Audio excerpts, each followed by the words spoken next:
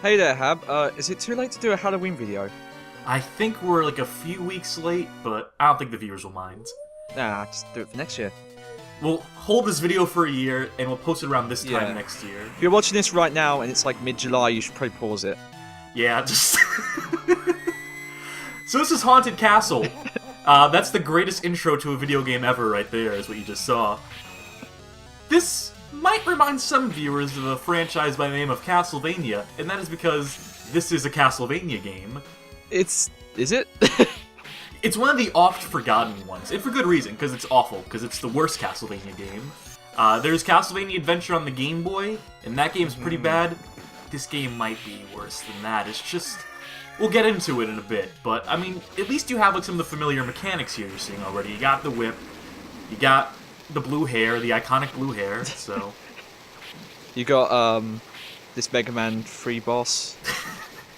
This game, I want to say the thing that makes it one of the worst Castlevania games is the fact that it's so unforgivingly difficult. Which, you know, Castlevania, the original those platformer ones before the Metroidvanias, as they called it. Yeah. You know, they were difficult, they had a bit of unfairness. This game just takes it to a whole other level, though. Whoa! What? You see that Sorry. there? That's Oh. something that if you didn't know that was coming, you get hit by it. Yeah! This game is just full of stuff like that. Well, like, I noticed there's like, some text hiding in the grass following you. Yeah, that's the stage indicator. There's a lot of weird shit okay. like that. A lot of instances of graphics, like, you know, of these enemies here who blend in with the background, of text being obscured, of things that you need to see being obscured, not being able to tell where backgrounds end and platforms begin, and all that sort of shit. Love that. So even just past the fact that this game is so unfair, it's also just, like, bad, objectively, in terms of design elements. I love that post when you get hit. Looks like you really need the bathroom. The way I'm walking, too, kind of makes it look like he's just been holding it in. Yeah. First I'll defeat Dracula, then I'll relieve myself in the outhouse. Yeah, to call that walk speed seems generous at best. This is the famous boomerang from Castlevania. You know, the classic yeah. weapon. Should also mention that it does not come back to you. It just goes in one direction and never comes back. Well, you know, Belmont's not Australian, so it doesn't surprise me, honestly.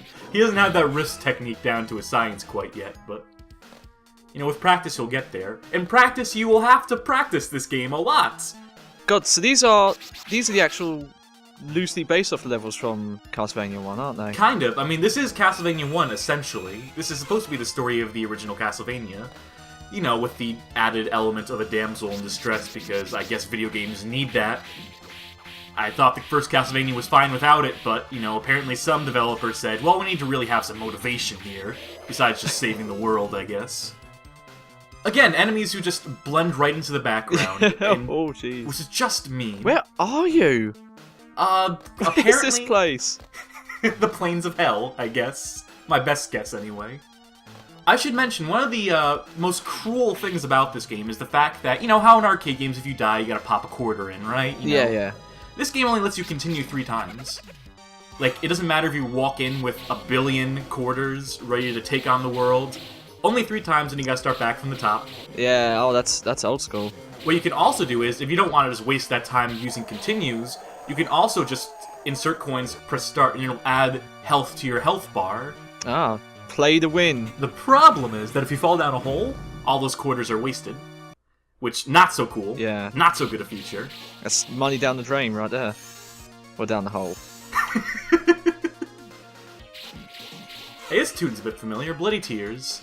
Oh, This game has some good music. yeah. So this is like post? Like I said, this came out immediately after Simon's Quest, but before Ah. Castlevania 3.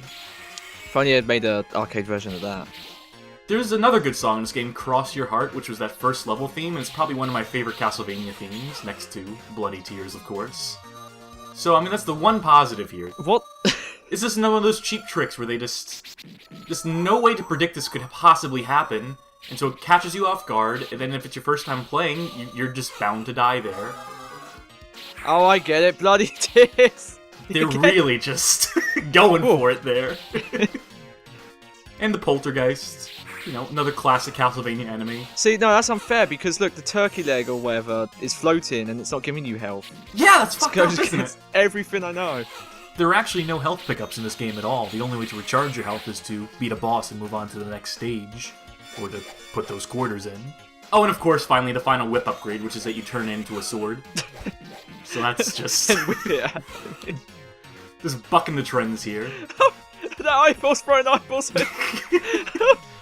Oh my god. There's some creative elements to this game. There's some things I kind of want to like about this, like this boss right here, who came from that stained glass window. Oh my god, it's Clockwork Knight. Yup! Tie into the Sega Saturn game. Yeah. Someone's got to. So this is probably, like I said, the hardest Castlevania game I've ever played. And I played Order of Ecclesia on the DS on level 1 mode, where you're not allowed to level up at all. Yeah, I beat that. I cannot beat this game. I make it up to about this stage, and then I don't know how to get past this part of the game. I could probably look it up, but... What? And bye! Okay. And thus ends Simon Belmont's quest. Oh. Good going, dude. Not a great Castlevania game. Not a great game. No. Don't play this game. Not even if you're a Castlevania historian or what have you. Fair enough. Thank you for spooking me once again. You're welcome. Happy Halloween, Bag. Happy Hallows Eve.